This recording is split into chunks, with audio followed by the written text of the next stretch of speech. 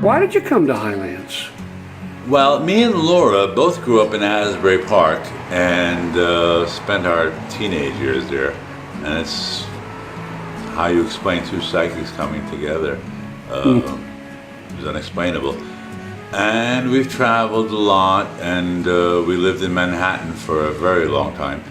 And then we decided to come back here for a while, because we've always loved the shore.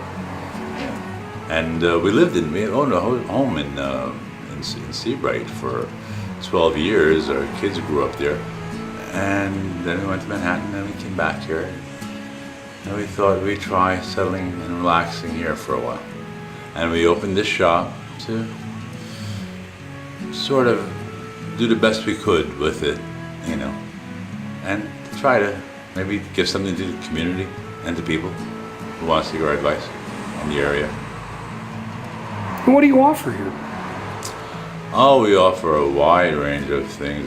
As you can see, we offer some art for sale by a very talented local artist. We also offer candles and oils of a mystical nature, and we give psychic spiritual advice to people who actually need it and want to seek it out. How does that work? How does someone approach you? They come, they say, I have a life challenge I need help with? Basically, someone will make an appointment. Appointments are always best. And they have a certain issue, and it just runs the entire spectrum. And they confide in us, and we tell them the best course they should take in their life and their challenges. You know, of course, what is serious to one person may not be as serious to another, but we take everyone to heart and we try to help them. Sometimes people get off their paths and they sense it themselves. They know it somewhere inside themselves, because everyone has some sort of psychic ability. And something inside them tells them that their life is not right. It's not where it's supposed to be. And usually they're right. And we do whatever we can to get them back in their life's path. Tell me about your abilities. What abilities do you have? You talked about there are psychics, and there are mystics, and there are fortune tellers, and there are swamis. What are you? I'd like to consider myself as a shaman. A shaman is a Native American term that basically communes with the spirits and takes information and advice from them. But that's me. That's what I particularly specialize in.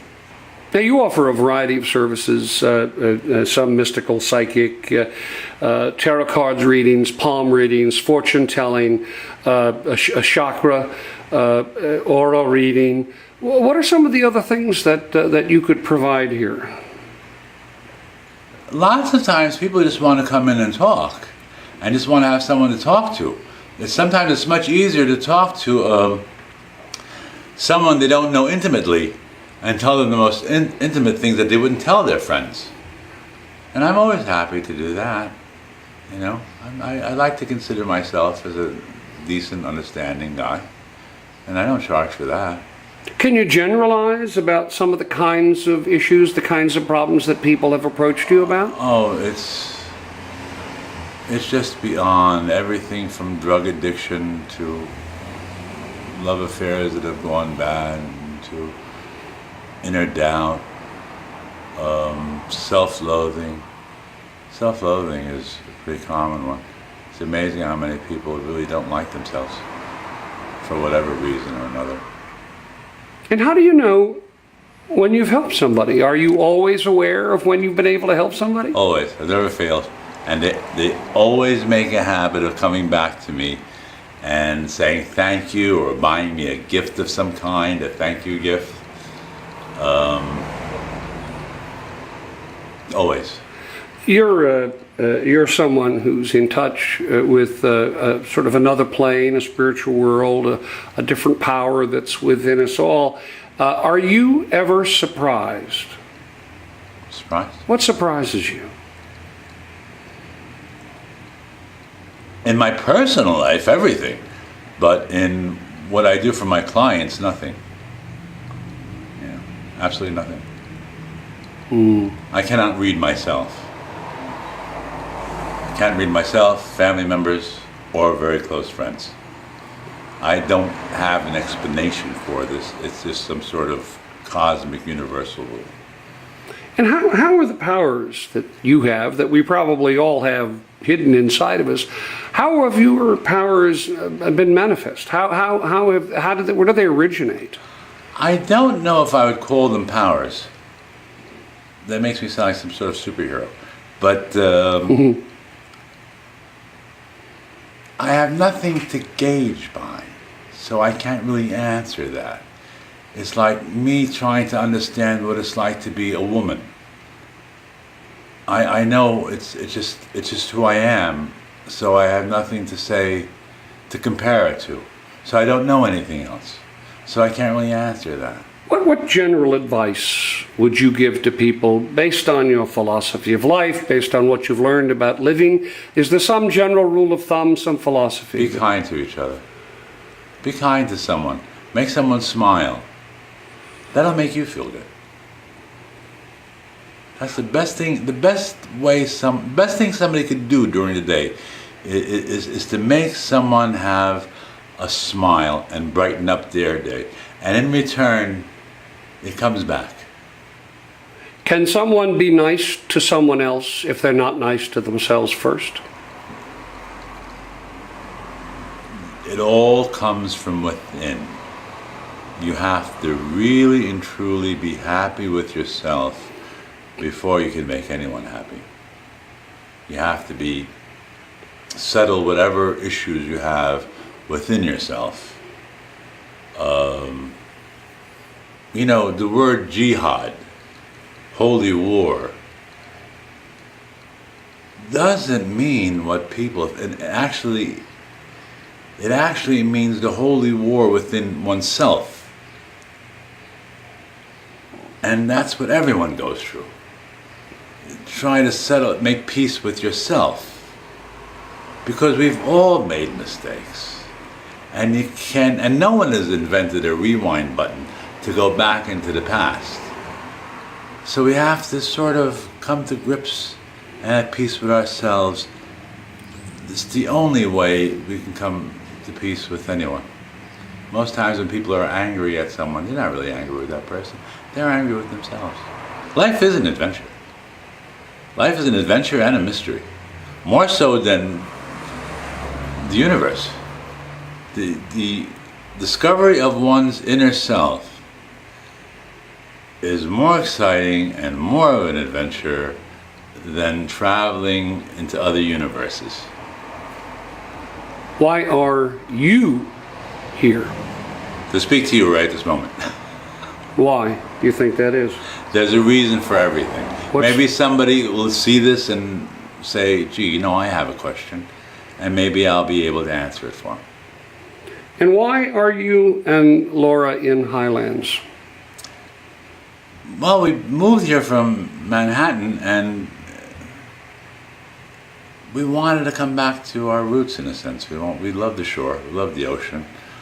We both get great energy from the ocean and from the beach, and that's where we do our meditations. And this is where we raised our children. And we sort of wanted to come back to where we started after a very long journey. Highlands has had its psychic energy disrupted a number of times, and its emotional constancy has been at an all-time high and low of the last couple of years, primarily due to forces like Hurricane Sandy. How would you say we're doing as a town? Collectively, emotionally, spiritually? Sometimes I drive over the bridge into Seabright, where I lived for a very long time, and I'm very pleased at the progress they're making. Before Sandy, I drove to Asbury Park after many years and was devastated, heartbroken by the devastation I found there. Now it's experiencing a renaissance, Asbury Park is, which had nothing whatsoever to do with Sandy. See, Seabright is recovering really well.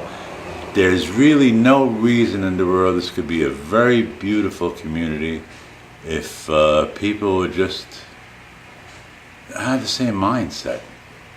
You know, everybody's divided about how to go about it, and then nothing gets done. What does the town need to fix things? What does it need in terms of working together and listening to each other, and not necessarily the mechanical things that need to be done, but what does this town need to think about? What does this town need to do? I haven't been living here too long to really give an opinion, and people who grew up here are probably going to take offense to what I have to say. But I think they have to look past their front porches and into a future, and find some way of. It could be a lovely community. It really could be. It could be a mini Nantucket type of atmosphere. It does have that atmosphere by nature. But I think everyone is a little bit hesitant for change, which I guess is human nature. But it's going to happen. It should happen. You know, a woman told me that she grew up here, lived here all her life, and she hates the bashing that the town gets. And I told her that you love this town so much, don't you want your children to grow up here? And if nothing changes, your children are going to leave because there'll be nothing to keep them here. What's your expectation for this shop and set of services that you offer? What would you like to see happen? What kind of an environment, what kind of an experience would you like to see for this place? I'm an optimist. And I'd even like people to come in for the curiosity factor, to discover something, to find something new. You know, I mean, it is an unorthodox business. What I do is very unorthodox, and I respect anyone who disagrees with me. It's understandable. But I do like people who open their minds to new things and new discoveries. And I'd like someone to come through my door, sit with me, talk with me, and they might find something new. Or they may walk away saying, oh, that was a bunch of hokum, which is still fine. And what you do and what you provide and the kind of mysticism and psychic abilities and all that stuff doesn't run counter to religious beliefs, does it? No, not at all. Not at all. How so? How is it in line? Religious, well, it's a very heavy subject. A lot of times,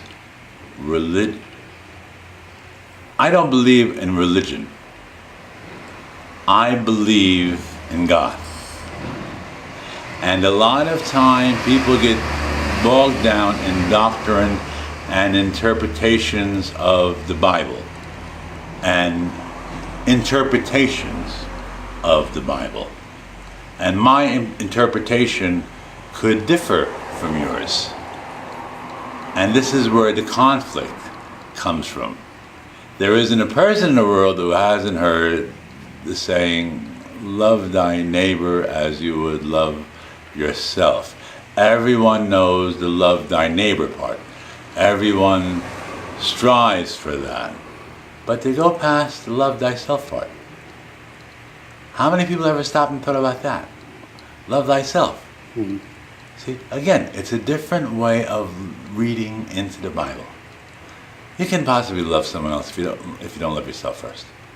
It seems that everything I've heard you say and everything I've read in terms of psychological issues, emotional issues, I believe all psychological issues, not to interrupt you, I believe all psychological issues, all mental problems, I believe they all stem from a negative energy source. You see, I don't believe in, I would never tell anyone not to take the medication that they're prescribed for them, but I believe all mental illness, all depression, I believe it all comes from a breakage, an inner negativity.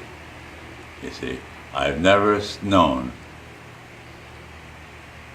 any psychiatrist or anyone in the mental health field, and I'll probably get a lot of static for this, who didn't need to see a psychiatrist. Does it come down in some general sense to this negative energy really is nothing more than an energy which forces or causes you to not like who you are? We're all energy, we all share the same energy. We're all connected, all of us. We are all connected, we all share the same energy force. We're all born with a positive, beautiful spirit. It is through the life's experiences that sort of throw us off our natural course. I've never seen an unhappy child. If you just look at films from those devastated places, you see these children laughing and smiling and playing in this destruction. But babies and people do cry. Babies and Why? people cry. Why do we cry? Why do babies cry? Why do any of us cry? Because we're hurt and we're missing something and we're separated. We're separated from different things, but it basically comes down to separation. We all want to be connected to something. We have to be connected to something, and we cry because we are separated, whether it's from our parents as a child, a sibling, whether as we get older, it's someone we're in love with, whether we know we're going to leave this earth and die. We're going to be crying because we're going to be separated. It's a separation anxiety, because we're all one, we're all connected. And when we're connected, do we experience the ultimate joy of connection? Always. Always. It's a beautiful universe. It really is. And if we ever open our eyes to that and just look at it, instead of looking at what's wrong, if we ever take a moment to look at what's right, I mean, a sunset, a flower, a child laughing is the most beautiful thing in the world. What would you finally like to say to the people who have watched your interview here? Be good to yourself and be good to your friends and your neighbor. We're all brothers and sisters. We all love our children. We all want the same thing out of life.